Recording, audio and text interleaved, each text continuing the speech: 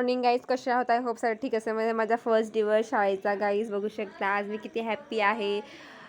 हे स्टुडंट वगैरे मी यांना शिकवलं वगैरे, खूप भारी मुलं वाटले मला. शाळा पण खूप छान होती गाईज, खूप भारी गायडन्स वगैरे भेटलं मला, शिकण्यासारखं खूप काही. फर्स्ट टाईम माझं पहिला दिवस कॉलेजला. मी बरेच काही शिकवलं मुलांना, खूप काही शिकवलं मुलांना मी. शिकण्यासारखं बरंच होतं. आली मी घरी खूप थकलेली होती, फोटोशूट वगैरे करायचं होतं, त्यामुळे मग थोडी तयारी वगैरे काय केली.